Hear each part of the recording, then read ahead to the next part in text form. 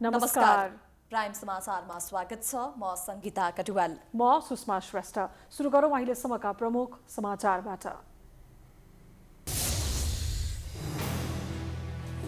संसद विघटन सम्बन्धमा बहस गरेका वकिलहरूले बुझाए बहस नोट 1-2 दिनमै फैसला आउन सक्ने। आजै प्रधान न्यायाधीश र प्रधान सेनापति बीच भेटवार्ता। प्रतिबन्धित नेकपा नेता धर्मेन्द्र बास्तोला रिहा भए लगत्तै पक्राउ। सरकारले वार्ताको वातावरण बिथालेको आरोप परराष्ट्र मन्त्री भन्छन्। वार्ता जारी छ। मोरङमा एक व्यक्तिको मृत्युपछिको अनुसन्धानमा प्रहरीले गम्भीर गल्ती गरेको भन्दै स्थानीय आक्रोशित। मृतकको तस्बिर नै गलत प्रयोग भएपछि छानबिनका लागि समिति गठन। मेलम्ची खानेपानी आयोजनाको सुरुङ परीक्षणका लागि दोस्रो पटक पानी पठाइयो। मुख्य वितरण लाइनमा पानी पुग्न करिब 3 महिना लाग्ने। घर घरमा वितरणको मिति अनिश्चित। फागुन 23 गतेबाट 60 वर्षभन्दा माथिका नागरिकलाई कोरोना विरुद्धको खोप लगाउने सरकारको तयारी तीव्र। लक्षित वर्ग भने अझैसम्म खोपप्रति विश्वस्त हुन सकेनन्। भारतमा फेरि कोरोना संक्रमण महामारीको सङ्केत देखिएपछि महाराष्ट्रमा आंशिक लकडाउन। पुणेमा रात्रिकालीन कर्फ्यू लगाइयो।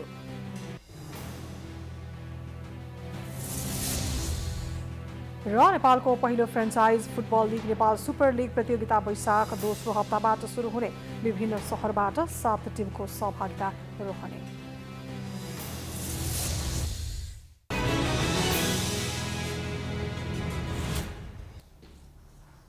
अब समाचार विस्तारमा। संसद विघटन विरुद्ध सर्वोच्चमा परेका रिटहरूको फैसला आउन अब 1-2 दिन मात्रै बाँकी रहेको छ। मुद्दामा बहस गरेका सबै पक्षलाई आजसम्म बहस नोट बुझाउन इजलासले निर्देशन दिएको थियो।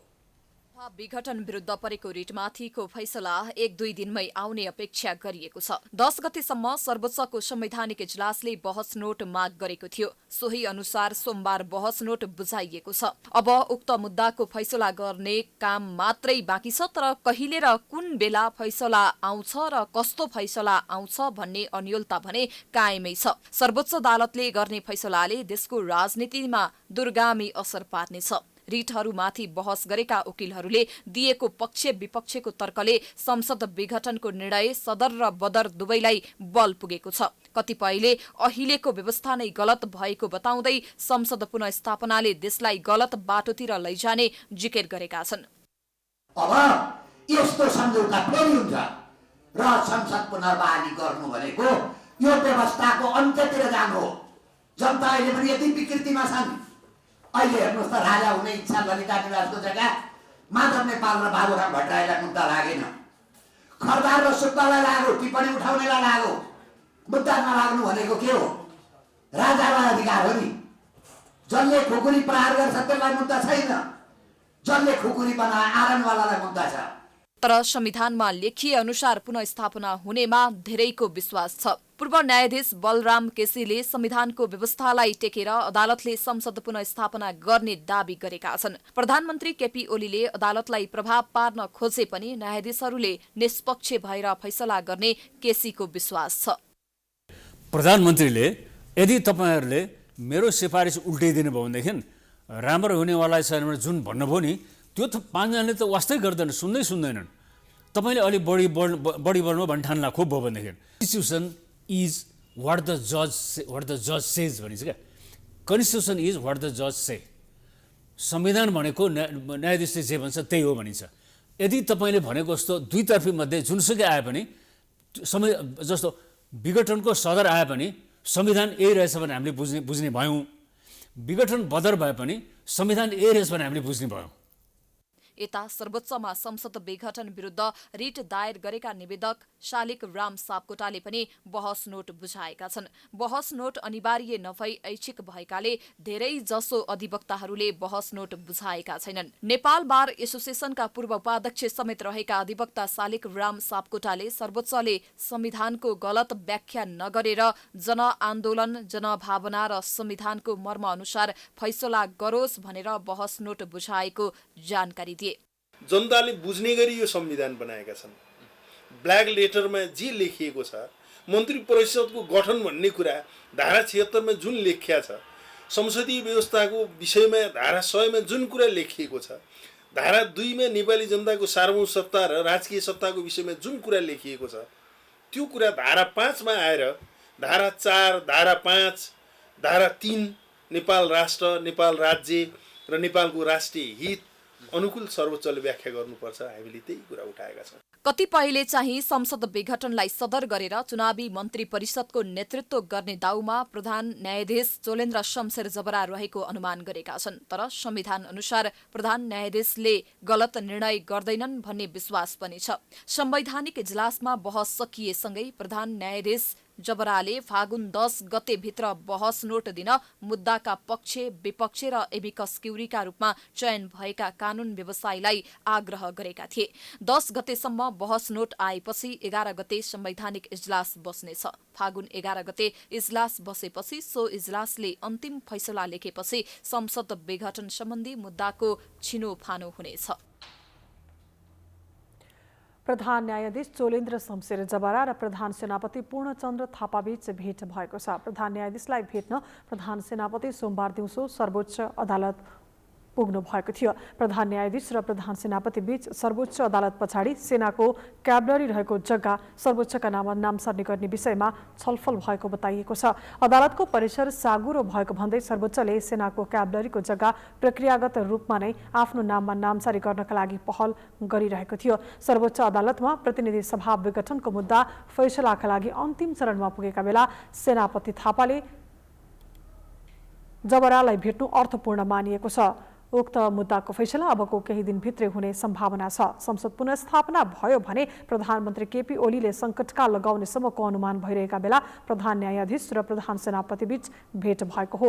नेपाली सेनाका प्रवक्ता सन्तोष बल्लभ पौडेलले सिंहदरबार परिसरको जग्गाको समन्वयका लागि नै भेट भएको बताएका छन्।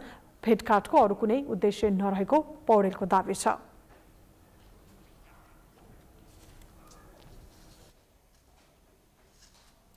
प्रधानमन्त्री केपी शर्मा ओलीले संसद पुनर्स्थापना नभए आन्दोलन गर्छु भनेर नभनेको दावी गर्नुभएको छ। सोमबार कञ्चनपुरको बेदकोट नगरपालिकामा दैसीछेला औद्योगिक क्षेत्रमा शिलान्यास गर्दै प्रधानमन्त्री ओलीले सर्वोच्चले संसद पुनर्स्थापना गरे आन्दोलन गर्ने भनेर आफूले नभनेको पनि प्रश्न पार्नु भएको हो। अहिले राष्ट्र निर्माणको आन्दोलन अगाडि बढिरहेको र आन्दोलन जारी रहने आशय व्यक्त गर्नुभएको थियो। राष्ट्रको हिसाबमा राष्ट्रिय हैसियतले कसरी अगाडि बढ्नुपर्छ भन्ने दृष्टिकोण अगाडि राखेर चाहे पहिलो शहीद बाकावीर हो, चाहे 7 सालको आन्दोलनपछि त्यस आन्दोलनका कमी कमजोरी हटाउनुपर्छ र आन्दोलनलाई उपयुक्त ढङ्गले रक्षा गर्दै अगाडि बढाउनुपर्छ।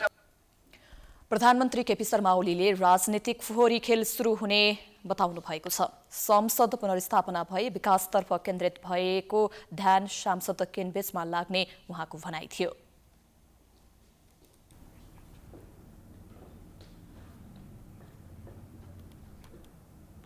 नेत्र विक्रमचन्द विप्लव समूहका नेता धर्मेन्द्र बास्तोलालाई सर्वोच्च अदालतले रिहा गर्न आदेश दिएको थियो।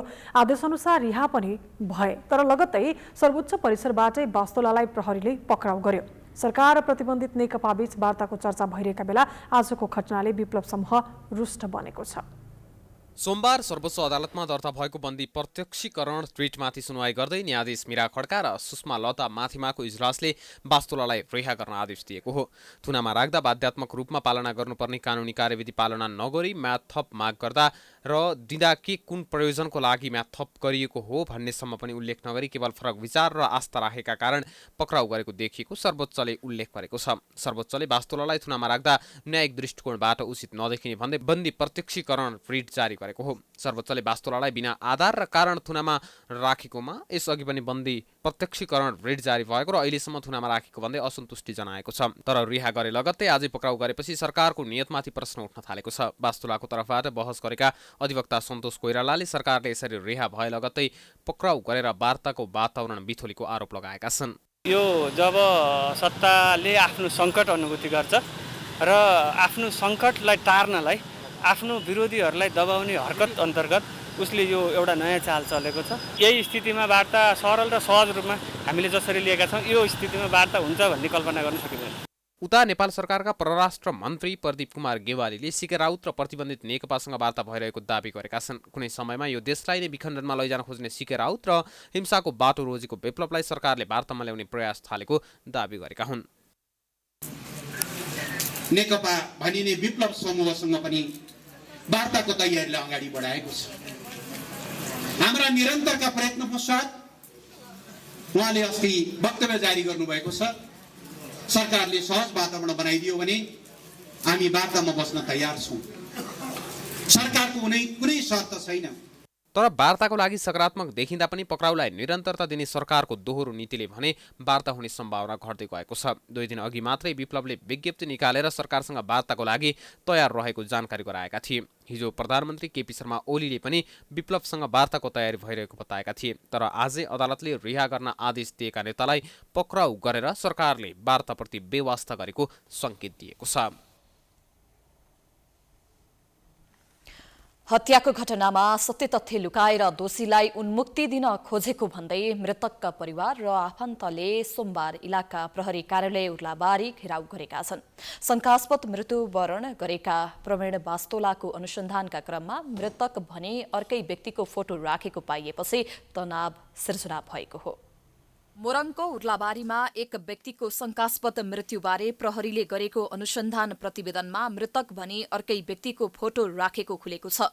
परिवारजनले हत्याको घटनामा सत्य तथ्य लुकाएर तथ्यहीन फाइल खडा गर्ने प्रहरी निरीक्षक उद्धव पोखरेललाई छानबिन गरी कार्यवाहीको दायरामा ल्याउनुपर्ने र घटनाको छानबिन गरी दोषीलाई कार्यवाहीका लागि जिल्ला अदालत मोरङमा मुद्दा दर्ता गर्नुपर्ने माग राखेका छन्। उर्लाबारी 5 का 31 वर्षीय प्रवीण बास्तोलाको शव पुस 5 गते स्थानीय गोदावरी अस्पतालमा परिवारजनले फेला पारेका थिए। त्यसपछि प्रहरीले अनुसन्धान सुरु गरेको थियो। तर प्रहरीको भूमिकाप्रति शंका लागेपछि फागुन 9 गते आइतबार अहिलेसम्म के अनुसन्धान भयो भनेर प्रहरी कार्यालय घेराउ गरी नाराबाजी गर्दै फाइल देखाउन स्थानीयले दबाब दिएका थिए। प्रहरी निरीक्षक उद्धव पोखरेलले देखाएको फाइलमा मृतकको फोटो नभएर अर्कै व्यक्तिको फोटो र फर्जी फाइल खडा गरेको भेटिएको थियो। केस पठाउँदाखेरि फिर्ता नआएर कसरी अगाडि बढ्छ त? मृतकको फोटो नै राखिएको छैन त्यहाँनिर। उद्धव पोखरेलले दादागिरी गरेर अघिसम्म हामीलाई धम्क्याउने थर्क्याउने जङ्गिनु पनि भएको थियो। अघिसम्म हामीलाई मैले भने तपाईँ यहाँबाट गर्न सक्नुहुन्न भने म माथिसम्म पुग्छु, तपाईँलाई क्वेसन आउँछ माथिबाट, तपाईँ गलत हुनुहुँदो रहेछ भने राजीनामा दिनुपर्छसम्म भन्दाखेरि ओके म दिन्छु भन्नुभएको थियो। तर त्यसको एकैछिनपछि मैले थाहा पाएँ कि उहाँले गलतै गरिराख्नु भएको रहेछ। फोटो बदल्ने मिसिल बदल्ने हामीलाई त्यो फोटो खिच्न दिनुहोस् भन्दाखेरि फाइल लिएर भाग्नुभयो उहाँ। आफूहरू विरोधमा उत्रिएपछि प्रहरी निरीक्षक उद्धव पोखरेल 1 घण्टाका लागि इलाका प्रहरी कार्यालयबाट गायब भएर तत्काल अर्को फाइल खडा गर्न लगाएको पीडित परिवारको दाबी छ। आइतबारदेखि नै प्रहरी निरीक्षक पोखरेललाई छानबिन गरी कारवाही गर्नुपर्ने र प्रवीणको मृत्यु भए पनि न्याय मर्न नदिन आन्दोलनमा उत्रिन आफूहरू बाध्य भएको परिवारले बताएका छन्। यो उर्लाबारी मैले पुस 5 गते बिहान चाहिँ नि 11 बजी थाहा पाएँ। मेरो छोरो चाहिँ नि रमेश गिरी गरेर मारेको लास चाहिँ नि गोदावरी हस्पिटल लगेको रहेछ। यिनीहरूको षड्यन्त्र परेर अफिसले चाहिँ नि प्रशासनले पनि षड्यन्त्र परेर चाहिँ नि यहाँ मेरो चाहिँ नि निवेदन 5 गते एउटा जाहेरी निवेदन, 22 गते अर्को जाहेरी निवेदन दिएँ। त्यहाँबाट हिजो अस्ति आएर फेरि आजभन्दा 15 दिन अगाडि अर्को पनि निवेदन दिन लाएँ, त्यो पनि दिएँ। इन्सपेक्टर साहबले सोही साहबले लेख्नुभयो।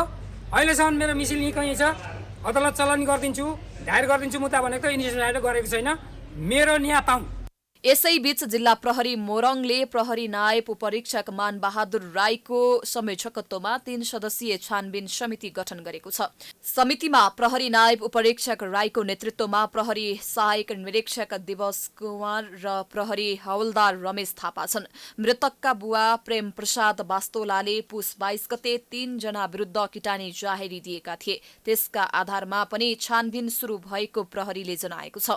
तर मृतक भनेर अनुसन्धानमा प्रयोग गरिएको फोटो नै अर्कै व्यक्तिको भएपछि प्रहरीले गलत गर्न खोजेको आरोप लागेको हो। मोरङबाट कुमार खड्काको रिपोर्ट। मेलम्ची खानेपानी आयोजनाको सुरुङको परीक्षण गर्न सोमबार पानी पठाइएको छ। 26.5 किलोमिटर लामो सुरुङमा पानी भर्ने काम दोस्रो पटक शुभारम्भ गरिएको छ। तर काठमाडौँका घर घरमा कहिले पानी पुग्ने हो त्यो भने प्रतीक्षाकै विषय बनेको छ। पटक मेलम्चीको सुरुङमा पानी भर्ने कार्यको खानेपानी मन्त्री मणि थापाले शुभारम्भ गरेका छन्। शुभारम्भ गरिए पनि सिन्धुपाल्चोकको मेलम्ची खोलादेखि काठमाडौँको सुन्दरी जलसम्मको सुरुङ भर्न 15 देखि 20 दिन लाग्ने अनुमान छ। सुरुवाती चरण भएकाले सुरुङको क्षमता अनुसार भने पानी छाडिने छैन।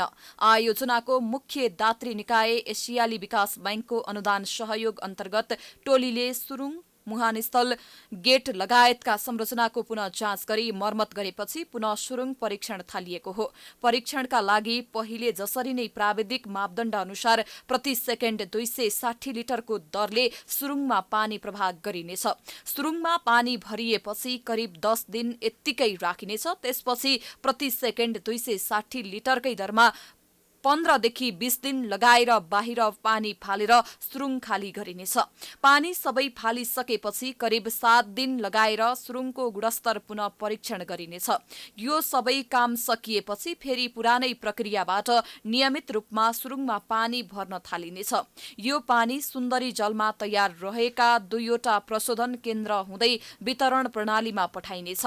सबै अवस्था सामान्य हुँदा मेलम्चीको पानी मुख्य वितरण लाइनमा पठाउने काम थाल्न 2 देखि 3 महिना लाग्ने मेलम्ची खानेपानी आयोजनाका प्रवक्ता राजेन्द्र पन्तले बताए।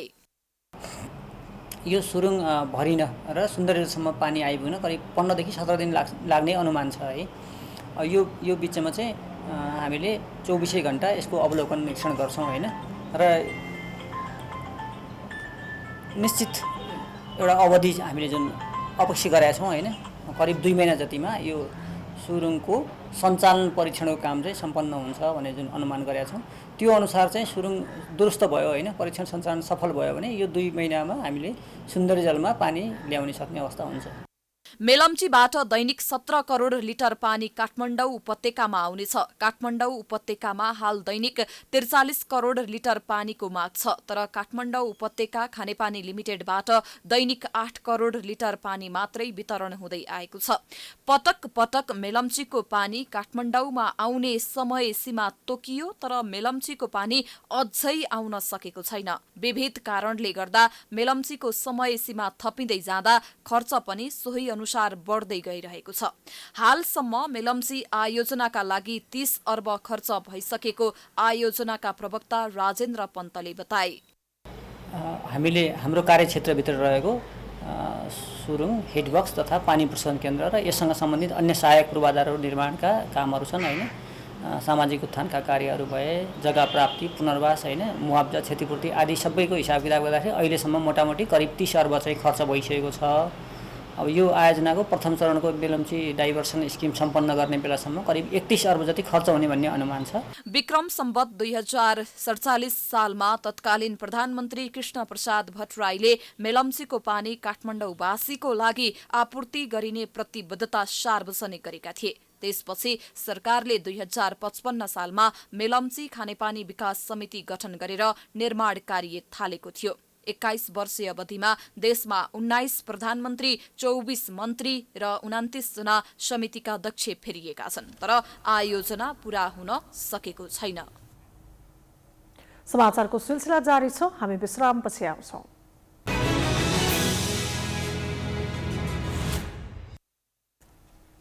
विश्रामपछि स्वागत छ। अब बाँकी समाचार। संसद विघटन गरेर प्रधानमन्त्री ओलीले मुलुकलाई प्रतिगमनतर्फ धकेल्न खोजेको भन्दै चरणबद्ध आन्दोलनमा रहेका नेकपा प्रचण्ड, माधव नेपाल निकट हरेरा सेब्यूले ओलीको पुतला बनाएर जुत्ता प्रहार गरेका छन्। सोमबार नारायणहिटी संग्रहालय अगाडि भेला भएका विद्यार्थीहरूले प्रधानमन्त्री ओलीलाई प्रतिगमनको प्रतीक भन्दै ओलीको पुतला बनाएर जुत्ता प्रहार गरेका हुन्।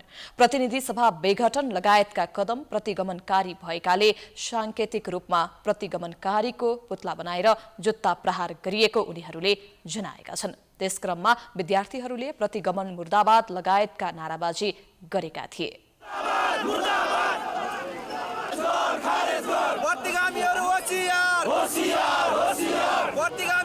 सरकार मुर्दाबाद, मुर्दाबाद, मुर्दाबाद, असंवैधानिक कदम खारिज कर।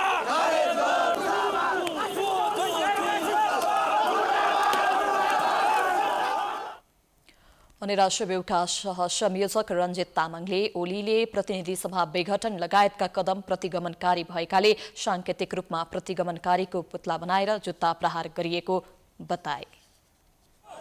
प्रतिगमनको मध्यार र प्रतिगमन गर्ने सबै मान्छेहरू वास्तवमा जनताले लाइरहेका प्रतिगमनलाई सच्याएर जनतालाई विकास चाहिएको छ। पुष 5 गते सरकारको सिफारिसमा राष्ट्रपतिले संसद विघटन गरेपछि नेकपाको प्रचण्ड माधव पक्ष आन्दोलनमा उत्रिएको छ। आन्दोलनकै कार्यक्रम अन्तर्गत आज जुत्ता हान्ने विरोध कार्यक्रम गरेको हो। 3 चरणको विरोध सभा गरिसकेको यो समूहले चौथो चरण अन्तर्गत मानव साङ्लोले टुडीखेल घेराउको कार्यक्रम गरिसकेको छ। संसद पुनर्स्थापनाको माग सहित यो समूहले फागुन 15 सम्मलाई विरोध सभा घोषणा गरेको छ।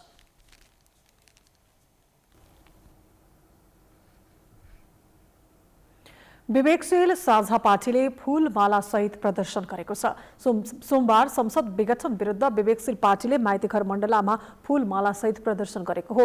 नेपालको राष्ट्रिय गानमा भने झै सयौं थुङ्गा फूलका माला स्वरूप रहेका नेपालीहरूमा निहित सार्वभौम सत्ताको उपयोग गर्दै जारी गरिएको संविधानलाई प्रधानमन्त्री केपी शर्मा ओलीले कुल्चेको भन्दै आफूहरूले प्रदर्शन गरेको विवेकशील पार्टीका नेता लक्ष्मण श्रेष्ठले बताएका छन्।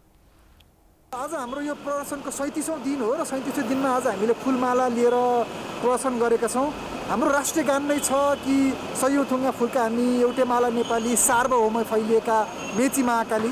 हामी नेपालीहरू सयौं थुङ्गा फूलहरू हौँ र हाम्रो देशको सार्वभौम सत्ता चाहिँ नागरिकहरूमा निहित छ। तर पछिल्लो समयमा के भयो भने यो सयौं थुङ्गा फूलको फुलबारीमा तपाईँको आफ्नो सनकको बुट बजार्नु भयो हाम्रो प्रधानमन्त्रीले। उहाँले नागरिकहरूमा निहित रहेको सार्वभौम सत्ता खोसेर आफूमा निहित गर्न लाग्नुभयो। ठूला पार्टीहरूले आन्दोलनमा मानिसहरूलाई किनेर ल्याउनु भनेको मानव तस्करी भएको विवेकशीलको आरोप छ। संख्या भन्दा विचारमा राजनीतिक पार्टीहरूले बढावा दिनुपर्ने भन्दै पैसाको लोभ नदेखाउन आग्रह गरिएको छ।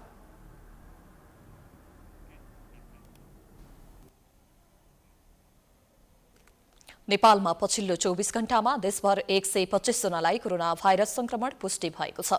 थपिएका संक्रमित मध्ये काठमाडौँ उपत्यकामा 42 जना, भक्तपुरमा 6 जना र ललितपुरमा 4 जनामा संक्रमण पुष्टि भएको छ। यो सहित नेपालमा कोरोना संक्रमितको संख्या 2,73,556 पुगेको छ। सोमबार 90 जना संक्रमित कोरोना मुक्त भएका छन्। हालसम्म 2,69,966 निको भएका छन्। हालसम्म कोरोना संक्रमित मृतकको संख्या भने 2061 रहेको छ। सोमबार भने कसैको पनि मृत्यु भएको छैन। देशभर 1,529 जना सक्रिय संक्रमित रहेका छन्। उनीहरू मध्ये 995 जना संस्थागत आइसोलेसनमा उपचाररत रहेका छन्।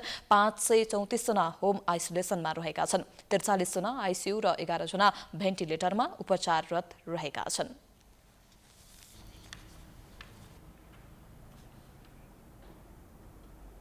सरकारले यही फागुन 23 गतेबाट 60 वर्षभन्दा माथिका नागरिकलाई कोरोना विरुद्धको खोप लगाउँदैछ। आइतबार भारतबाट 10 लाख डोज कोभिसिल्ड खोप आएसँगै सञ्चालन गरिने दोस्रो चरणको खोप अभियानमा ज्येष्ठ नागरिक प्राथमिकतामा परेका छन्। तर यो वर्ग खोपप्रति पूर्ण रूपमा विश्वस्त हुन भने सकिरहेका छैनन्। सरकारले भारतको सेरम इन्स्टिच्युटबाट किनेको कोभिड-19 विरुद्धको 10 लाख डोज कोभिसिल्ड खोप आइतबार नेपाल ल्याइयो। सरकारले फागुन 23 गतेदेखि सञ्चालन गर्ने दोस्रो चरणको खोप अभियानका लागि उक्त खोप खरिद गरेको हो।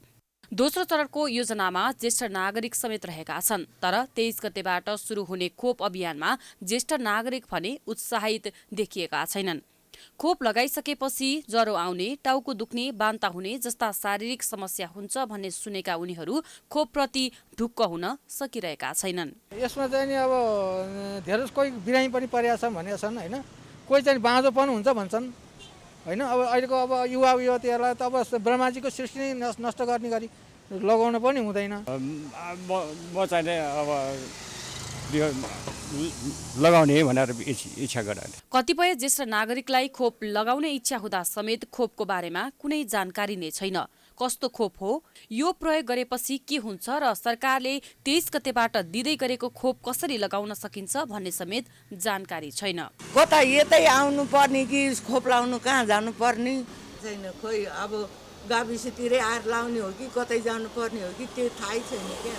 स्वास्थ्य तथा जनसङ्ख्या मन्त्रालयले भने ढुक्क भएर खोप लगाउन आग्रह गरेका छन्। स्वास्थ्यकर्मी सहित 3 लाख भन्दा बढीले खोप लगाइसकेको अवस्थामा सबैभन्दा ठूलो विश्वासको वातावरण बनेको मन्त्रालयका सहप्रवक्ता समीर कुमार अधिकारी बताउँछन्। यसका लागि सरकारले सबैलाई सरल र सहज रूपमा खोप लगाउने दाबी गरेका छन्। हामी 13 गते 14 गतेतिर हेर्यौँ भने धेरै व्यक्तिहरू लगाउन नखोजेको, थाहा नपाएको, के हुन्छ कि भन्ने जस्तो हुनु स्वाभाविक हो। समाजको त्यस किसिमको प्रतिक्रिया हुन्छ नै।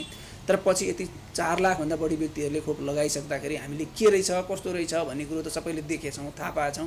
त्यही भएर सबैलाई, सर्वसाधारण सबैलाई नेपाल सरकारको अनुरोध, कोभिड-19 विरुद्धको खोप लगाउँ, जनस्वास्थ्यका मापदण्डहरू पनि सँगसँगै पालना गरौँ, आफू र आफ्नालाई कोभिड-19 सङ्क्रमणबाट बचाउँ र भोलिका दिनमा यस्तै किसिमका महामारीहरू आउँदाखेरि पनि हामी बच्नका लागि हाम्रा व्यवहारहरू चाहिँ तयारी अवस्थामा राखौँ भन्न चाहन्छौँ। दोस्रो चरणमा 55 वर्षमाथिका नागरिकसँगै क्याम्पस तथा विद्यालयका प्रधानाध्यापक, शिक्षक तथा कर्मचारी, सार्वजनिक यातायातका चालक तथा सहचालक खोपको दोस्रो प्राथमिकतामा छन्। अबको खोप कार्यक्रममा 40 लाख भन्दा बढीलाई खोप दिने स्वास्थ्य मन्त्रालयले जनाएको छ। साथै माघ 14 गतेबाट पहिलो चरणको खोप अभियान सुरु गरेको नेपालमा दोस्रो मात्रा लगाउन चैतको तेस्रो हप्तादेखि कार्यक्रम सुरु गर्ने तयारी छ।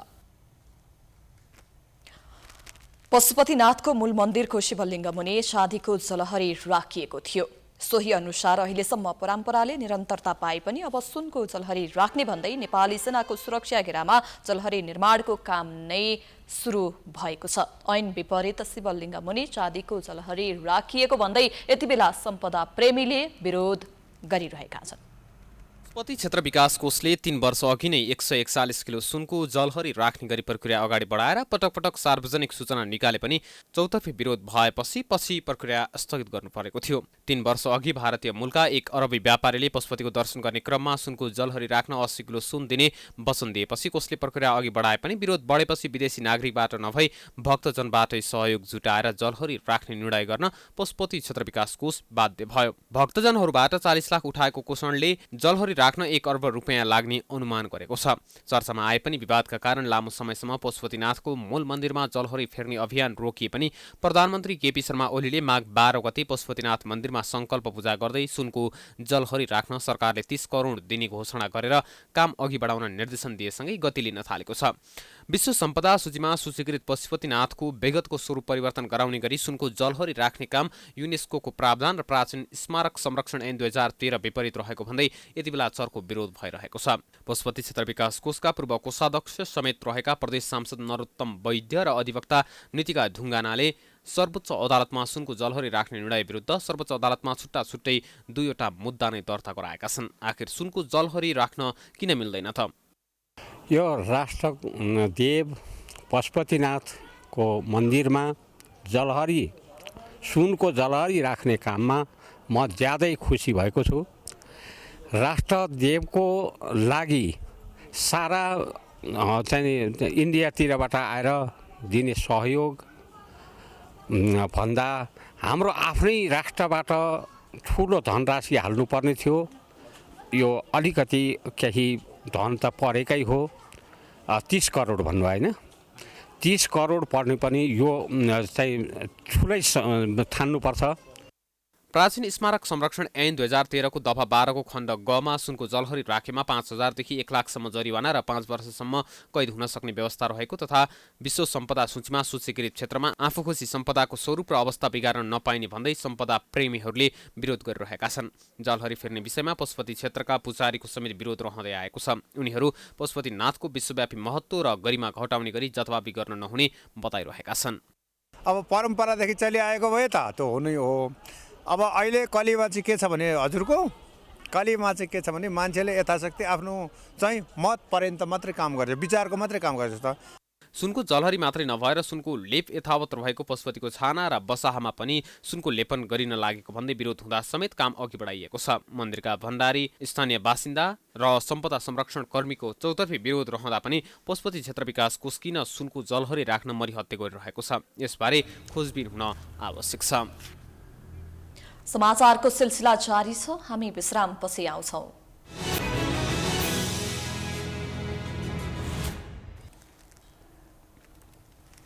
विश्रामपछि स्वागत छ। अब आर्थिक समाचार।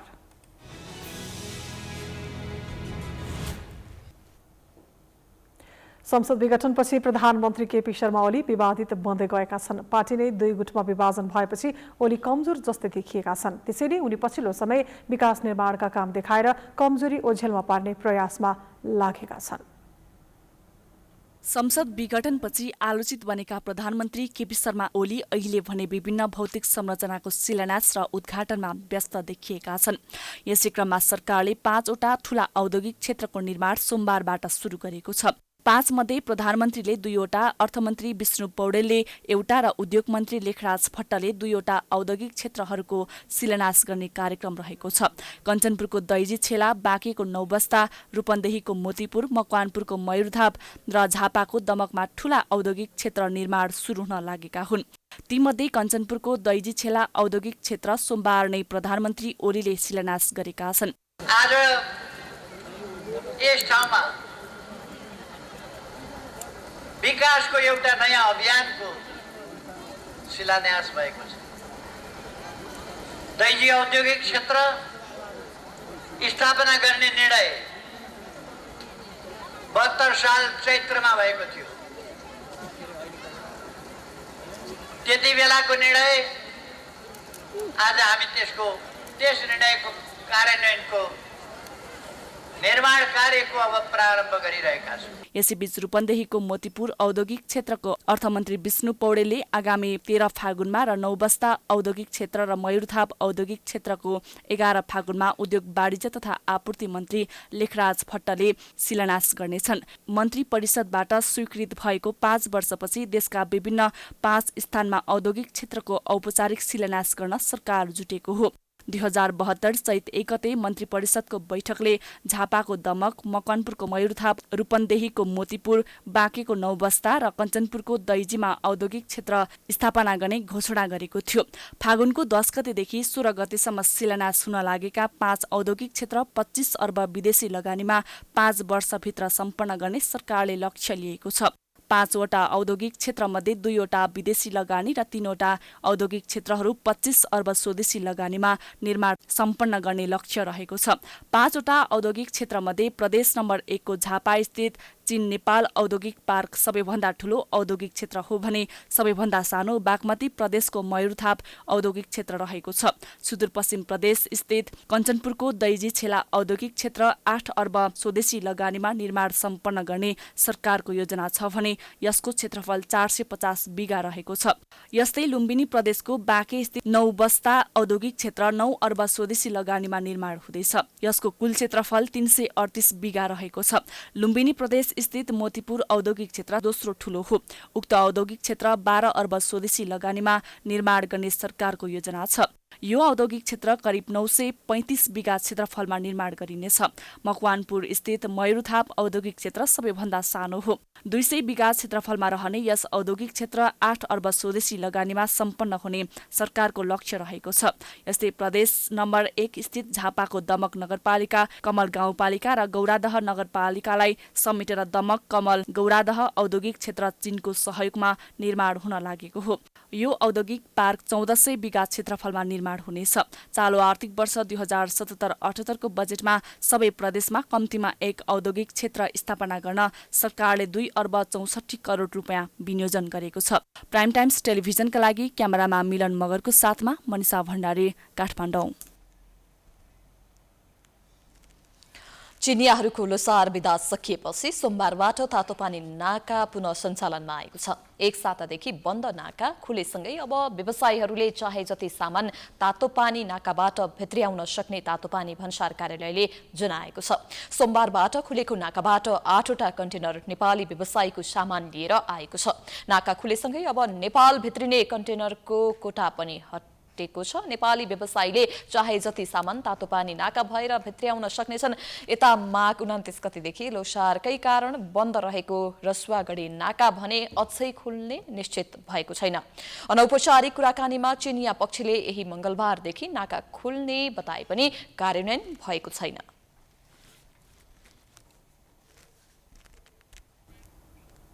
अब अन्तर्राष्ट्रिय समाचार।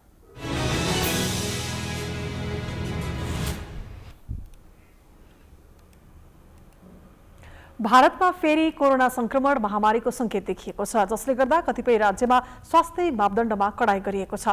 पछिल्लो समय संक्रमण नियन्त्रण उन्मुख भए पनि पुनः खतराको संकेत देखिएको हो, जसले गर्दा भारतको महाराष्ट्र सरकारले सबै प्रकारका राजनीतिक, धार्मिक र सामाजिक कार्यक्रममा भेला हुन रोक लगाएको छ। मुख्यमन्त्री उद्धव ठाकरेले टेलिभिजन सम्बोधन गर्दै महामारीले फेरि टाउको उठाउन खोजेको टिप्पणी गरेका छन्। मुख्यमन्त्री ठाकरेले कोरोना संक्रमणबाट जोगिने नियमहरूको पालना नगर्नेहरूलाई सजाय दिने चेतावनी समेत दिएका छन्। भारतको महाराष्ट्र कोरोना भाइरस संक्रमणबाट सबैभन्दा बढी प्रभावित हुने राज्य मध्ये एक हो। महाराष्ट्रमा कोरोना संक्रमण बढ्दै गएपछि अमरावती र अकोला जिल्लामा 1 हप्ताका लागि लकडाउन नै गर्ने योजना छ। लकडाउन 1 मार्चदेखि लागू हुने बताइएको छ। त्यसैगरी संक्रमण बढ्दै गएपछि पुणेमा रात्रिकालीन कर्फ्यू लगाइएको छ। भारतका 91 जिल्लामा कोरोना भाइरस संक्रमणको दर बढ्दै गएको छ। कोरोना विरुद्धको खोप अभियान अन्तर्गत गत शनिबारसम्ममा विश्वभर 20 करोड मात्रा खोप लगाइसकिएको छ। अधिकांश खोप भारतको सेरम इन्स्टिट्युटले उत्पादन गरेका हुन्। भारतले कतिपय देशलाई करोडौं डोज खोप सित्तैमा सहयोग गर्यो भने अहिले बिक्री पनि गरिरहेको छ। तर भारतमा भने कोरोना संक्रमण नियन्त्रणमा आउन सकेको छैन। विश्वभर फैलिएको कोरोनाले सबैभन्दा धेरै अमेरिकामा असर गरेको थियो।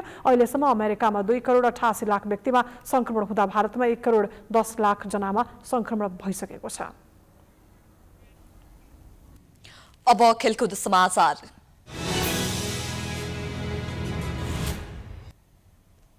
नेपालको पहिलो franchise football league Nepal super league NSL प्रतियोगिता वैशाख दोस्रो हप्ताबाट सुरु हुने भएको छ। आयोजक नेपाल स्पोर्ट्स एन्ड इभेन्ट्स म्यानेजमेन्टले सोमबार पत्रकार सम्मेलन गर्दै वैशाख 11 गतिबाट लिग सुरु हुने जनाएको छ।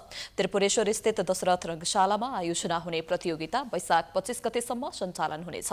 अखिल नेपाल फुटबल संघ एन्फाको प्राविधिक सहयोगमा हुने लिगमा 7 प्रदेशबाट प्रतिनिधित्व गर्ने गरी विभिन्न शहरबाट 7 टिमको सहभागिता रहनेछ।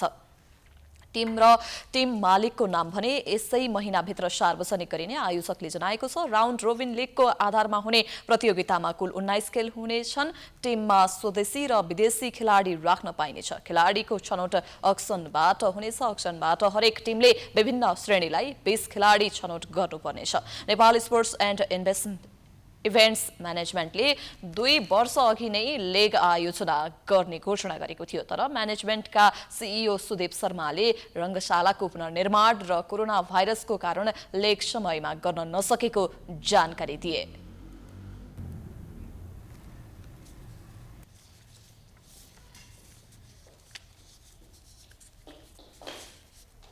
हामीले पहिला पनि MOU साइन गरेर अनाउन्स गरिसकेको यहाँहरूलाई जानकारी नै छ।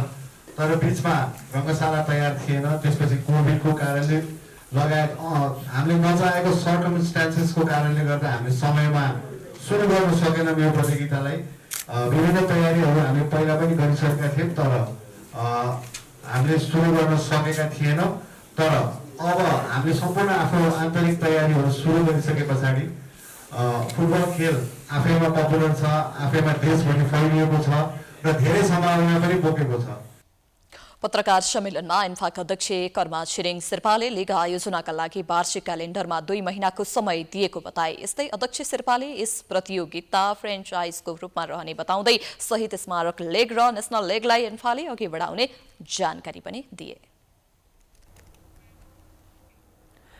स्पेनिस खेल पोसाक निर्माता कम्पनी केल्मीले नेपाली राष्ट्रिय महिला भलिबल टिमलाई प्रायोजन गरेको छ। नेपाल भलिबल संघले सोमबार केल्मी नेपालसँग प्रायोजन सम्झौतामा हस्ताक्षर गरेको छ। नेपाल भलिबल संघका अध्यक्ष मनोरञ्जन रमण शर्मा र केल्मीका लागि आधिकारिक विक्रेता कामारू ट्रेडिङका प्रबन्ध निर्देशक प्रदीप नेउपानेले सम्झौता पत्रमा हस्ताक्षर गर्नुभएको थियो। केल्मीले भलिबललाई 2 वर्षको लागि प्रायोजन गरेको हो। सम्झौतासँगै केल्मीले संघलाई 250 वटा बल उपलब्ध गराउनेछ। यस्तै केल्मीले महिला र पुरुषका लागि ट्र्याकसुट, 20 सेट, अफिसियलका लागि जर्सी, खेलाडीका लागि जुत्ता, मोजा, ट्रेनिङ जर्सी आदि उपलब्ध गराउनेछ। यस्तै राष्ट्रिय भलिबल टिमले अन्तर्राष्ट्रिय प्रतियोगितामा केल्मी अङ्कित जर्सी लगाउनेछन्।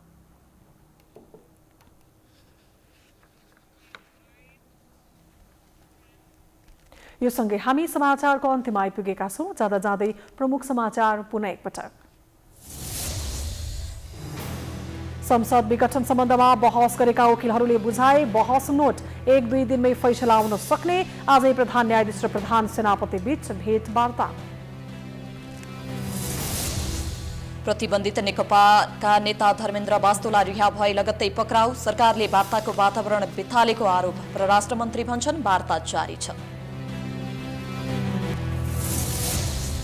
मोरङमा एक व्यक्तिको मृत्युपछिको अनुसन्धानमा प्रहरीले गम्भीर गल्ती गरेको भन्दै स्थानीय आक्रोशित। मृतकको तस्बिर नै गलत प्रयोग भएपछि छानबिनका लागि समिति गठन। मेलम्ची खानेपानी आयोजनाको सुरुङ परीक्षणका लागि दोस्रो पटक पानी पठाइयो। मुख्य वितरण लाइनमा पानी पुग्न करिब 3 महिना लाग्ने। घर घरमा वितरणको मिति अनिश्चित।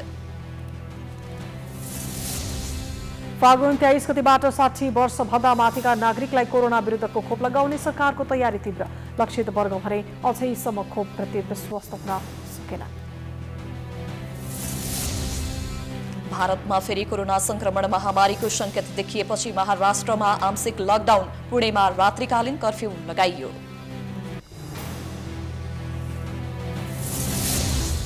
र नेपालको पहिलो franchise football league Nepal super league प्रतियोगिता वैशाख दोस्रो हप्ताबाट सुरु हुने। विभिन्न शहरबाट 7 टिमको सहभागिता रहने। समाचार अहिलेलाई सकियो। यसपछिको कार्यक्रम जनता जान्न चाहन्छन् ऋषि धमलाको साथमा हेर्दै गर्नुहोला प्राइम टाइम्स टेलिभिजन। नमस्कार।